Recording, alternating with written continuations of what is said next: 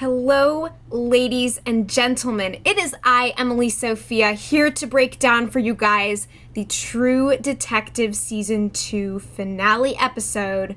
We have arrived at Omega Station. So spoiler alert before I dive into the mad thick of things, as I shall, like always, be bearing all in this review.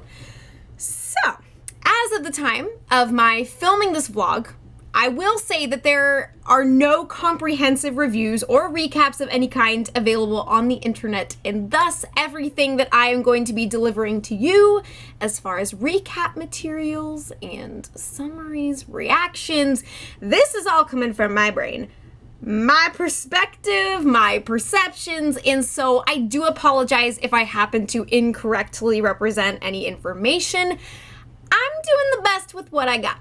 I will tell you that. Now, also, I would like to say, as we begin, I welcome and encourage a proliferation of opinions. So if your perspective does not align with mine, if you did not enjoy this finale, this season, what have you, bring it on. Like, let's duke it out in the comments, duke it out in an insightful and enlightening way, as opposed to violent and crazy like this episode was. So I'm just putting that all out there because I have a very strong opinion about this episode. And that is that I freaking loved it. Now, I know that for those of you who have been watching my previous reviews, you're probably aware of different complaints that I have had in the past. And if this finale has proven anything, it's that they know how to stick a landing, even if things get a little bit fuddy-duddied in between the beginning and the end. Now, the beginning of the season was not all that strong, mostly because we were so bogged down with the details of this crazy murder mystery, which continued to get, well, it got really complicated by the end. We all kind of took our eyes off these moving targets as things went, and I think found different things to enjoy, perhaps, as far as performances and characters go. But yeah, there was quite a little bit of business. Last week, if you guys saw my review, I made a full thing of, it's a diagram of what happened in the last episode. So, yeah, but you can check out my playlist of videos if you want to see that. Now, yes, I love this episode. I loved it. I think that this was the perfect way to end the season, and this is going to bring me back for more. And let me tell you why. Because I think that once we got over the first act of the episode, which was essentially resolving the Ben Casper murder mystery, a couple of big key players go down, including the police chief Holloway, and Lenny, brother of Erica, who was the Birdman. So we get to see that. But then what's even more important is the fallout of everyone's decisions. And as everyone is trying to come out alive from facing the music and everything that's going on, we see that there are extreme consequences and so many things come full circle in a very rich way. I think that in this episode alone, we get to learn more about our characters than I think that we've even been able to figure out for the duration of the season. I mean, we see such a range of emotion, of expectation, of tragedy. I mean, this episode rips us a freaking new one in the world of tragedy. Like, There were some people who complained a bit about the previous season's finale, and I don't know if... See, I watched the season at a different time from others. I think that it might have already aired and stuff by the time that I had finished. I'm not sure. I liked that finale, and I think that it fit for the story, getting to see how Rust and Marty's journey came to a close, but... This episode was both enormous and filled with resolution and lots of raw, rich emotion. And I think that the thing that I love the most is the fact that the only two main characters who survive, essentially, are Annie and Frank's wife, Jordan. And that is just crazy great. I think that that's something that some feminist viewers, I think, may find particularly compelling and neat, is the fact that, well, all the guys die, and the ladies are the one to carry on the legacy. I mean, all of these men who have been consumed by their respective pasts, by their pursuits of time and, you know, trying to make a name for themselves, all of them bite the dust in a big way. Whereas we see Annie and Jordan press on, and as to what kind of life they're going to be making for themselves, we can't know necessarily. But the fact of the matter is that the ladies are the key power players who arise as the dust is settling. And yes, there continues to be corruption. And yes, Annie possesses the necessary evidence to implicate a hell of a lot of people. You know, some of those who are still standing after this episode's events. But yeah, I just found that so ridiculously cool and empowering in a lot of ways. I mean, I loved Ray. I honestly developed quite an affection for all of the main players. After my complaints about the awkwardness of Frank, I finally kind of got over that and realized that no, he's not your standard kingpin. And he has made a hell of a lot of mistakes, but has also done as much as he possibly could to transcend his difficult past and whatever, but didn't necessarily do so in a way that brought him great and lasting success. And I think that his is an incredibly powerful story. I mean, that entire montage of memory in the desert as he is visualizing all of these people from his past, the ones who shaped him, who broke him, who made him ultimately. He gets to see Jordan in that white dress, and she tells him that he can finally sleep and that his body stopped moving long ago. That was not necessarily the most original kind of ending, of course. It was reminiscent of Breaking Bad in a lot of ways, of course, being that we've seen quite a few people deposited and disposed of in the desert, different occasions, but it was very powerful, very moving, and very effective to bring his character to a close. And I think that it was the natural conclusion for his character to reach, and represents one of the few ways in this season that we got some of the quintessential weirdness that made the first season of True Detective so lovable and unique. Yeah, I mean, as a whole, I was hoping for more of the bizarre in this season, but again, I feel like what actually happened here made sense. It resonated with me. I mean, the penultimate episode had its whole other variety of things going on, but this was good.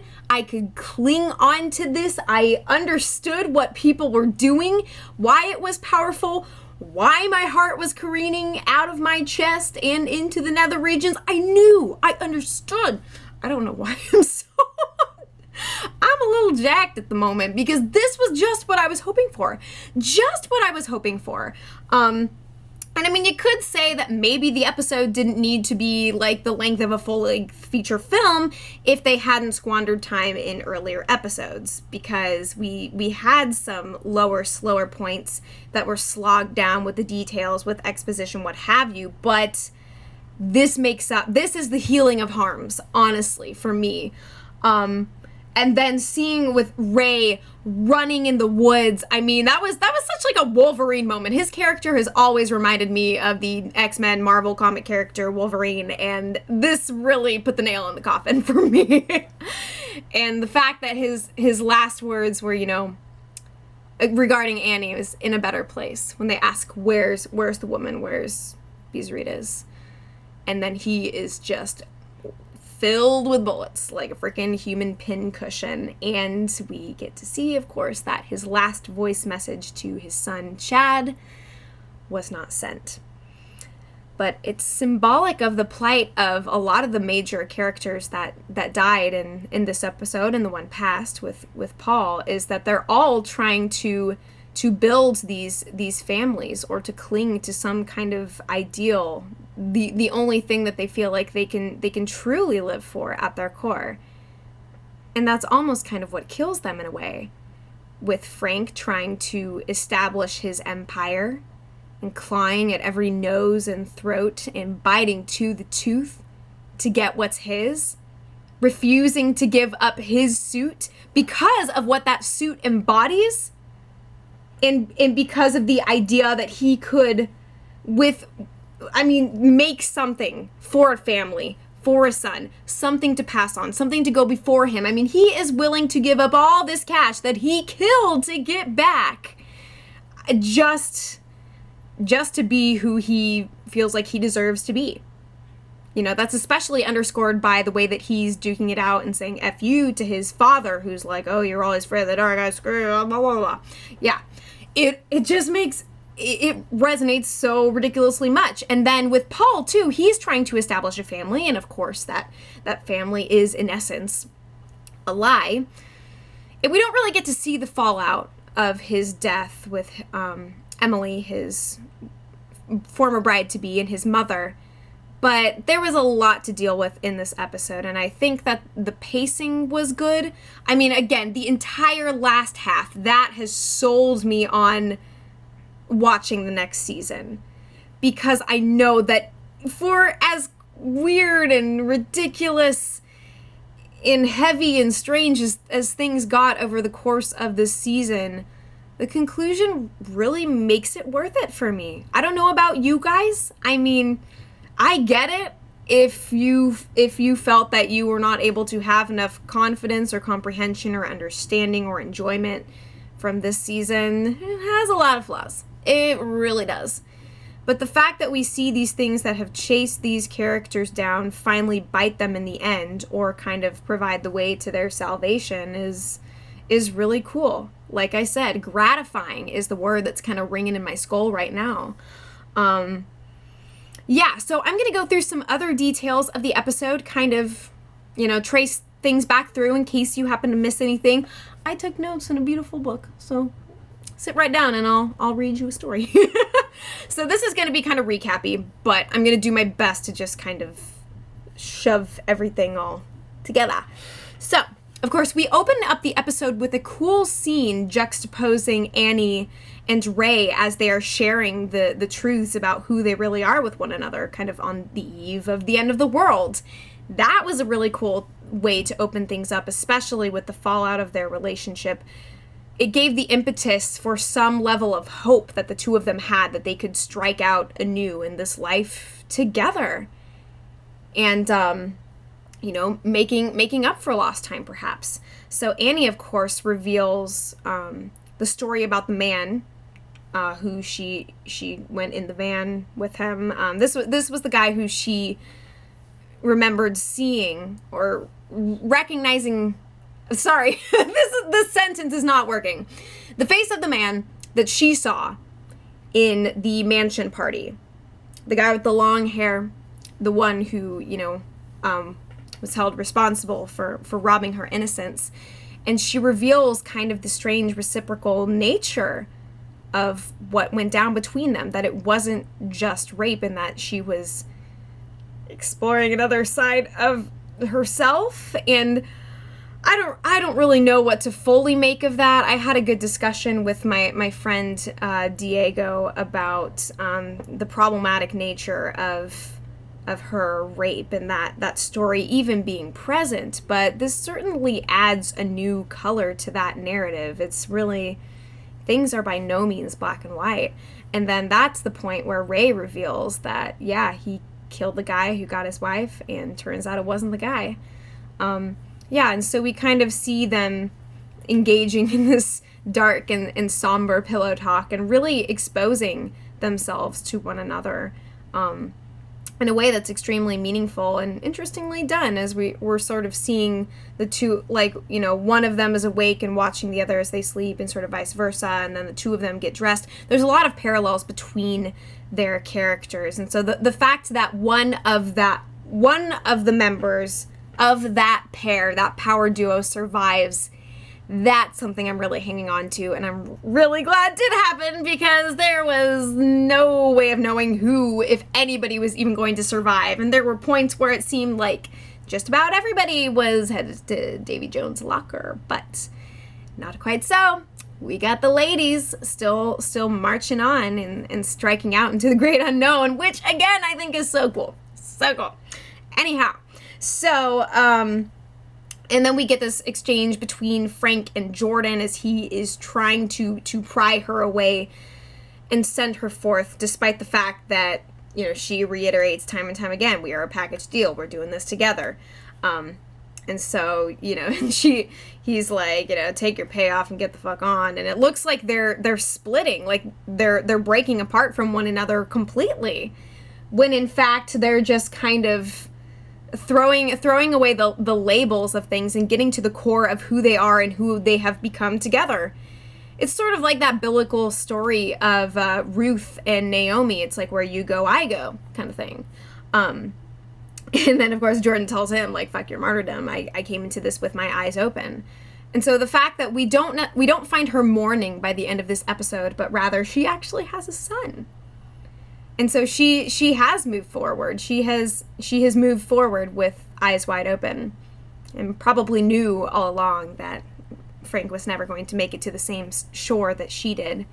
But nonetheless, we see how Frank Frank laid his life down for Jordan, and Ray laid his life down for Annie in the end, and for his son as well.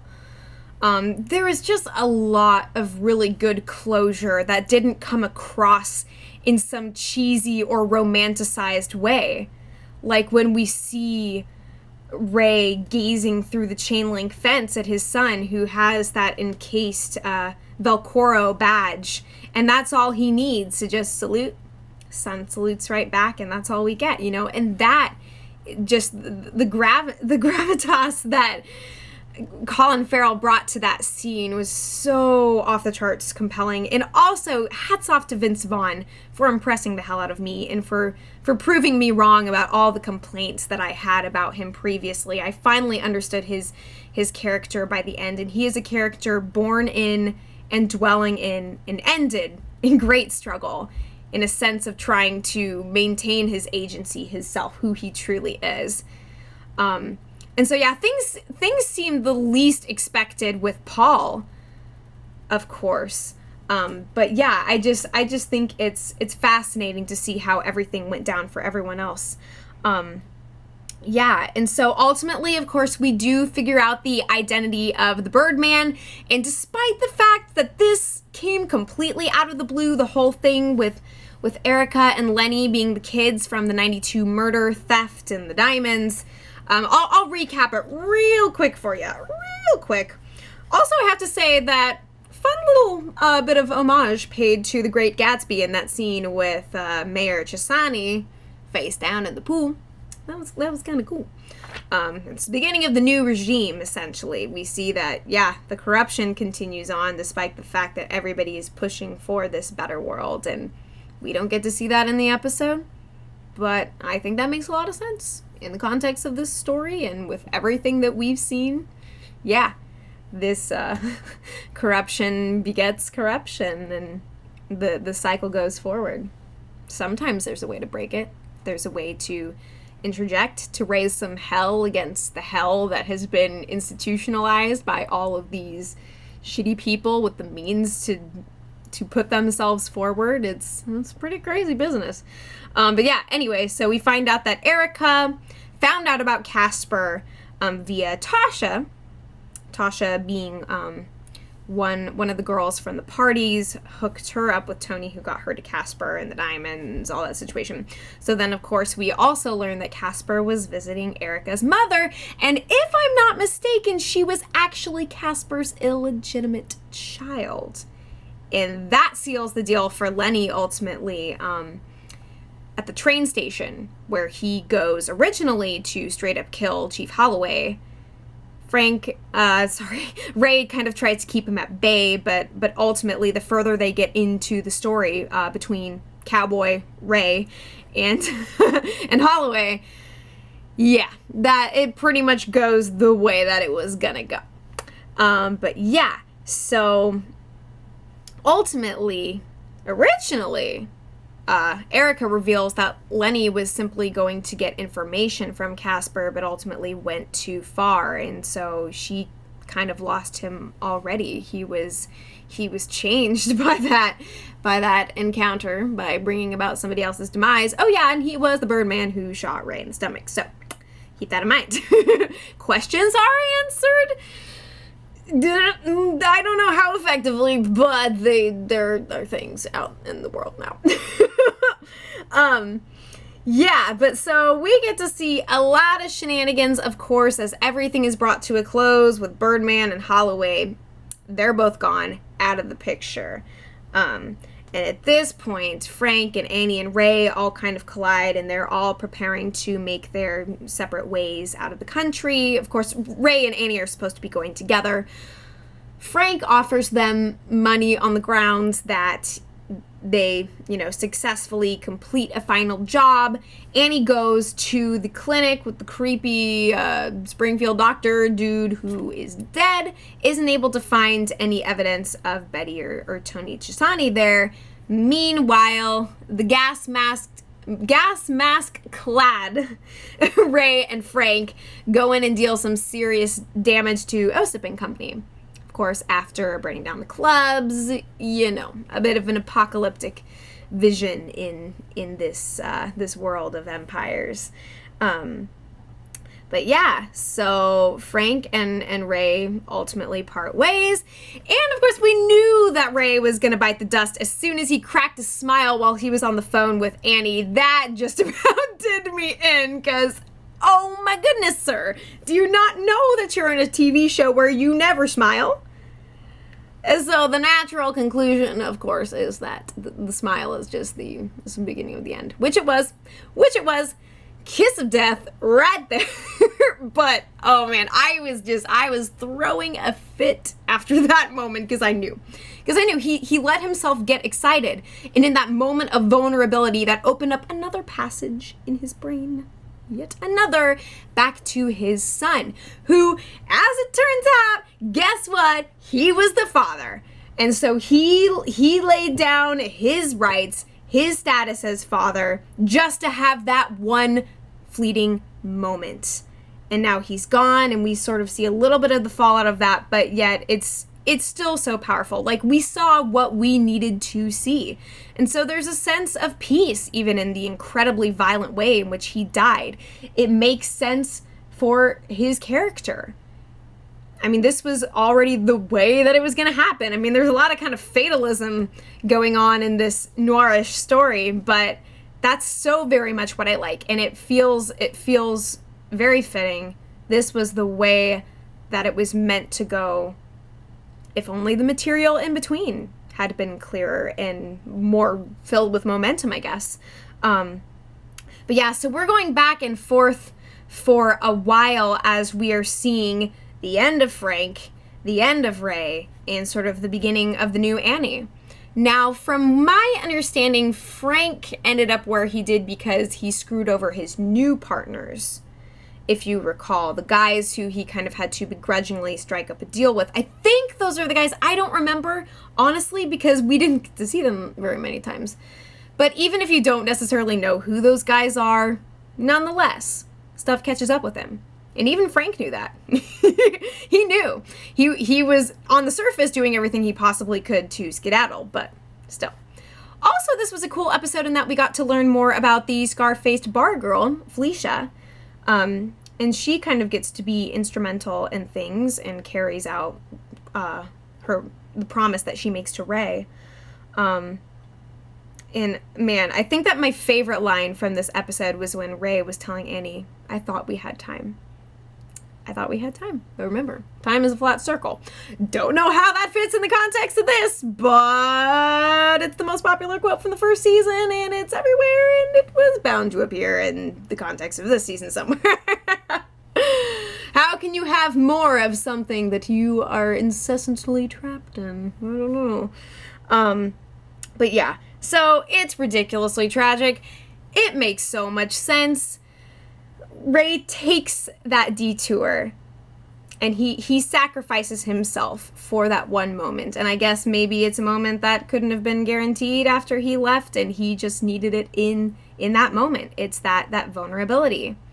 And then, of course, we, like, the fact that these men all died defending something was pretty cool.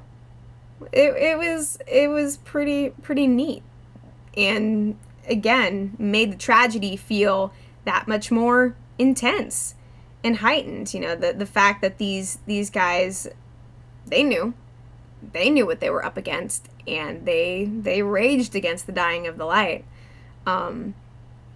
Yeah, so I'm like trying to figure out, like, what's the message here? What do we see? There's this consistent theme of the idea of a better world. What does this look like? You know, we see that there is a Woodrow Memorial Highway that's opened. We see that Tony Chisani is sworn in as mayor. We see that the speed rail opens. And then we see, of course, that Annie has the truth. And all they can do is attempt to make this better world, whatever that's going to be. I don't know if that seems cheesy or not. I like it. I liked this. There's probably a lot of things that I missed. Also kind of cool was when the further that Frank got into the desert with the blood trailing behind him, we see these kind of, like, I don't know exactly what sort of birds they were, but it was reminiscent of, like, the bird head thingamajig, which I don't know if that was ever completely explained. I don't know, guys. I don't know. Book is closed. The true detectives have found the truth of existence. It's cold and it's broken. Hallelujah. But there is someone to press on in this dark and bleary world. That's all I gotta say. So thank you guys. Thank you guys so much for sticking through this season with me. Leave all your thoughts below. I'm gonna do my best to get to comments as soon as I can. But yeah, I'm going to be back for some more detecting and truthing come next year. I hope that you guys will be too. So take care of yourselves. And as always, I will be back before you know it.